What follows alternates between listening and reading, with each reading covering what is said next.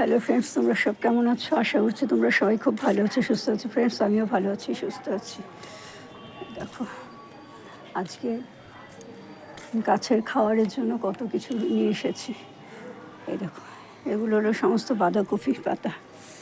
বাজারে গেছিলাম, বাজারে থেকে গিয়ে বাঁধাকপিগুলো কিনেছি। কিনে সমস্ত পাতাগুলো, ওপরে যে বড় বড় সব পাতাগুলো আছে, সেই পাতাগুলো সব ছাড়িয়ে এখানে রেখে দিয়েছি, শুকিয়ে গাছের খাবার করবো। আর এখানেও দেখো, গাছের সমস্ত ডালপালা যা কিছু আছে সমস্ত শোকাচ্ছি, আর এই শুকিয়ে এগুলো দিয়ে গাছের খাবার করব। এখানেও তুলসী গাছ রয়েছে, এগুলো বেড বানানোর কাজে লাগবে ভালো।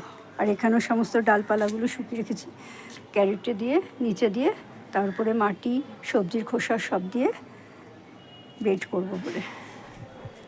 আর এই দেখো, আমার বেগুন গাছে ডিমের খোসা, সবজির খোসা সমস্ত কিছু দেওয়া হয়ে গেছে। আর গাছের জন্য যে মেন যেগুলো খাওয়ার দরকার সেটা হলো বেগুন গাছে। বেগুন গাছ হলো রাক্ষসী গাছ, ওকে যত দেবে খাবার ও তত খাবে। বেগুন গাছে তুমি যত ভালো খাবার দেবে, বেগুন গাছ তত ভালো ফল দেবে। কিন্তু এই গাছটা যেহেতু আমার অনেক পুরনো হয়ে গেছে, মানে এটা মোটামুটি 3 বছরের পুরনো, যার ফলে এই গাছটা এখন আর ফল দেওয়ার সময় না। তবু আমি চেষ্টা করছি যাতে একটা দুটো পাওয়া যায়, তাই জন্য একটা ফল অবশ্যই পেয়েছি, পুরো এক বেগত, এরকম এক বেগত একটা বেগুন হয়েছিল। তারপরে এই দেখো, এইখানে রয়েছে যত ডিমের খোসা, সব ডিমের খোসাগুলো এখানে রেখে দিয়েছি। এগুলো শুকিয়ে গুঁড়ো করব। এই গাছটাতে তলা একটাও এসেছে, তবে এইটা খুব বড় হবে বলে মনে হয় না, ছোটোখাটো হবে, যা হোক তাতেই চলবে। আর এই দেখো তোমরা,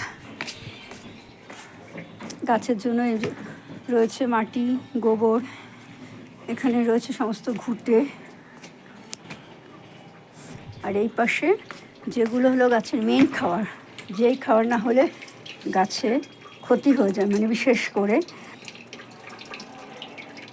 বেগুন গাছের জন্য যেই খাবার লাগে সেইটা হলো চায়ের খোসা,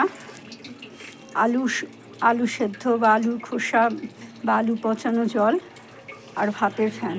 আর এখানে আমার রয়েছে, এটা হলো আমার ভাতের ফ্যান, এইটা হলো লাল শাক ধোয়া জল। লাল শাক এটা আমি কখনো ধুই না, কিন্তু শাক বটিটা ধুতে ভুলে গেছিলাম, যেহেতু সারা রাত খোলা ছিল, তো ইঁদুর, তারপরে টিকটিকি, আরশোলা এগুলো ওপর দিয়ে যাওয়া আসা করতেই পারে, সেই জন্য শাকটাকে আমাকে ধুতে হচ্ছে। এটা হলো লাল শাক ধোয়া জল। আর এইগুলো হলো সব রকম সবজির খোসা। আর এইখানে হলো বেগুন পোড়ার খোসা, চায়ের পাতা, নানা রকম সবজির খোসা। আর এইখানে হচ্ছে আলু ধোয়া জল, তার মধ্যে আছে দেখো টমেটো আছে, টমেটো, আলু। আর এই যে যেগুলো আছে, এগুলো সমস্ত আমি কি করব, এগুলো লাগিয়ে দেবো। এইভাবে যদি মোটামুটি গাছকে খাবার দেওয়া যায়, তাহলে বেগুন গাছে ফল হতে বাধ্য। আমি সমস্ত জোগাড় করে জড়ো করে রেখেছিলাম। এইটা হলো 2-3 দিনের খোসা। আর যা খোসা আছে সেই খোসা সমস্ত আমি এইখানে, এই যে এইখানে পাতাগুলো আছে সেখানে সমস্ত রেখেছিলাম। তার উপরেই আমি সমস্ত বাঁধাকপির পাতাগুলো দিয়ে দিলাম, কারণ বাঁধাকপির পাতাগুলো একটু মোটা, তো ওগুলো শুকোতে একটু সময় লাগবে, এই জন্য। আর এই বালতিটার মধ্যে রয়েছে অনেক রকম সবজির খোসা, ডিমের খোসা, চা পাতা। এই প্লাস্টিকটা ওপরে ইট দিয়ে ঢাকা আছে। কিছুদিন আগে নিম্নচাপ হওয়ার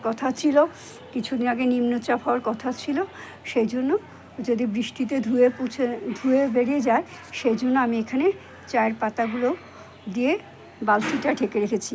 আর প্লাস্টিকটার মধ্যে রয়েছে আমার চা খেয়ে যে চায়ের যে ছাকড়াগুলো বেরোয়, চা পাতাগুলো, সেগুলো ধুয়ে শুকনো করা সবজি। এইভাবে আমি আমার বাগান করি। আর এখানে কিছু মেথি গাছ লাগানো হয়েছে। এখানে দেখো আলু আছে, এখানে আলু, চায়ের পাতা আর ঘুঁটে, এটা দিয়ে আলাদা একখানা সার তৈরি করা হচ্ছে, যাতে এই সারটা মোটামুটি সব কিছুতেই দেওয়া যায়। ঠিক আছে ফ্রেন্ডস, আমার এই ভিডিওটা তোমাদের কেমন লাগলো অবশ্যই কমেন্ট করে জানিও। যদি ভালো লাগে তাহলে অবশ্যই লাইক করো, শেয়ার করো, সাবস্ক্রাইব করো, আর পাশে থাকা আইকন বেলটা বাজিয়ে দিও। দেখা হবে আগামী একটা ভিডিওর সাথে। ততক্ষণের মতন তোমরা সবাই খুব ভালো থেকো, সুস্থ থেকো, আনন্দ থেকো।